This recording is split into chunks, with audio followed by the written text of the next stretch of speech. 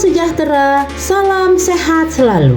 Saya Novita Asmisi Hombing, calon guru penggerak Angkatan 10 SMA Negeri 3 Bangko Pusako, Kabupaten Rokan Hilir.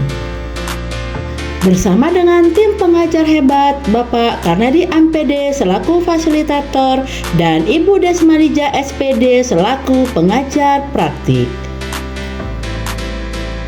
Pada video kali ini saya akan menjabarkan demonstrasi kontekstual modul 1.3 tentang visi guru penggerak. Untuk membuat visi guru penggerak dapat dilakukan menggunakan pendekatan inquiry apresiatif atau IA.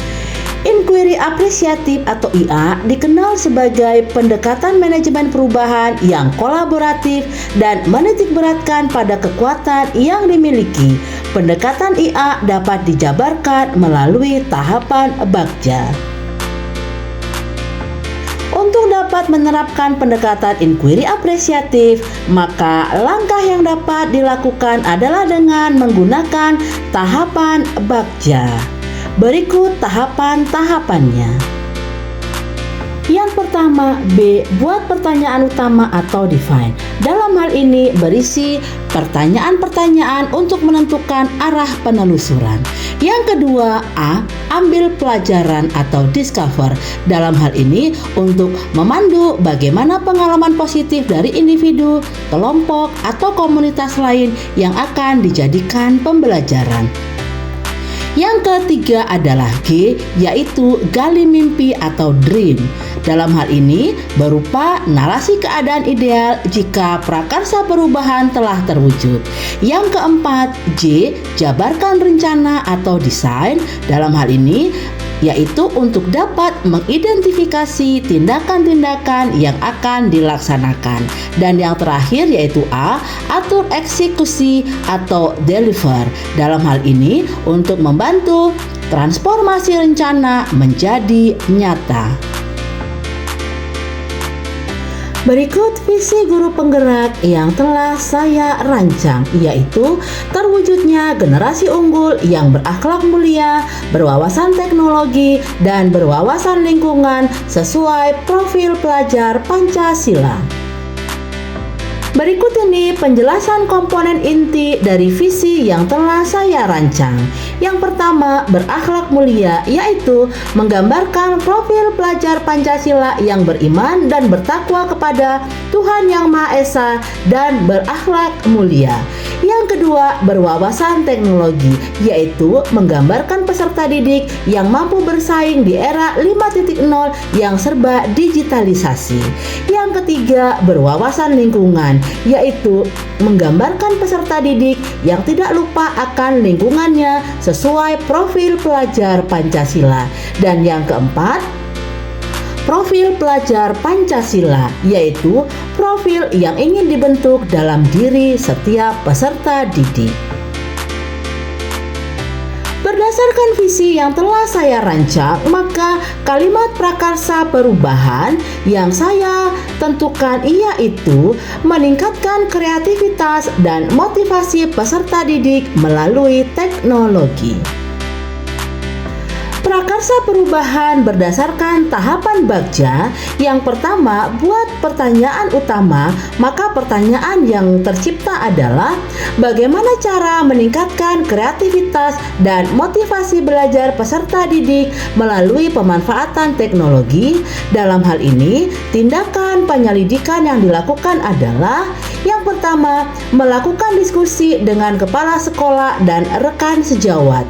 Yang kedua, mencari referensi praktik baik tentang cara yang tepat untuk meningkatkan kreativitas dan motivasi peserta didik melalui pemanfaatan teknologi. Dan yang ketiga, mencari tahu karakter peserta didik melalui asesmen diagnostik. Tahapan yang kedua yaitu ambil pelajaran.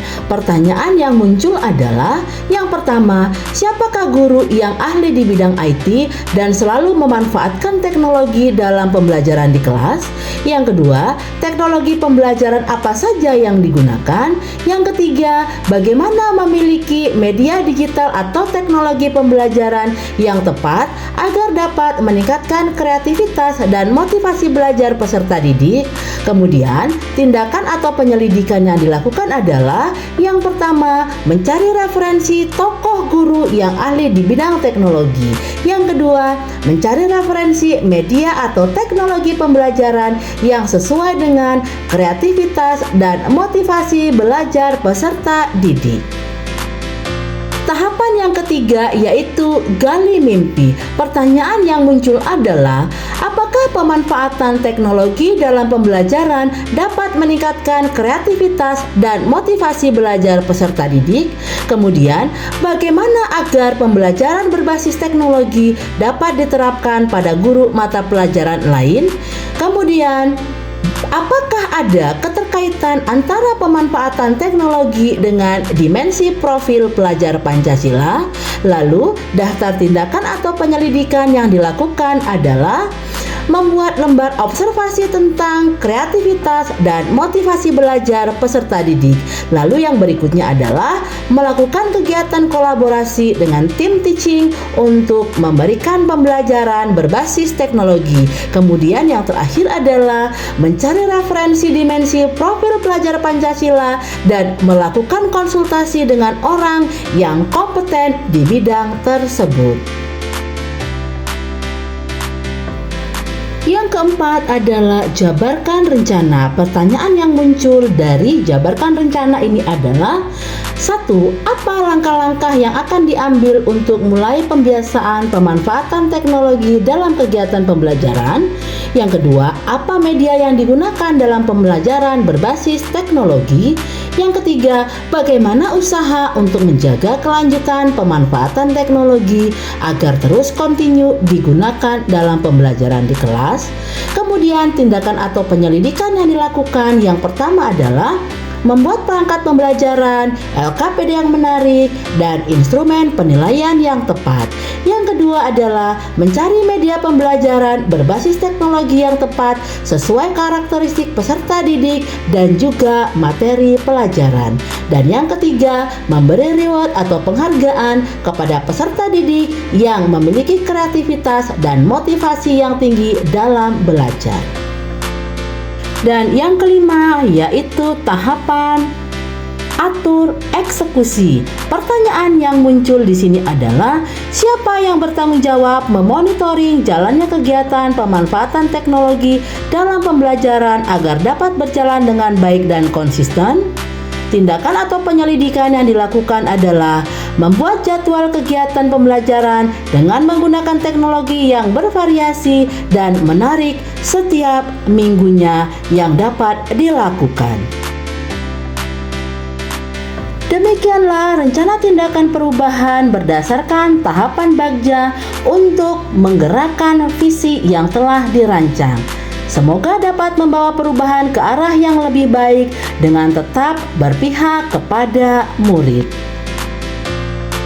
Terima kasih telah menyaksikan demonstrasi kontekstual modul 1.3 tentang visi guru penggerak. Semoga bermanfaat. Salam bahagia, salam sehat selalu.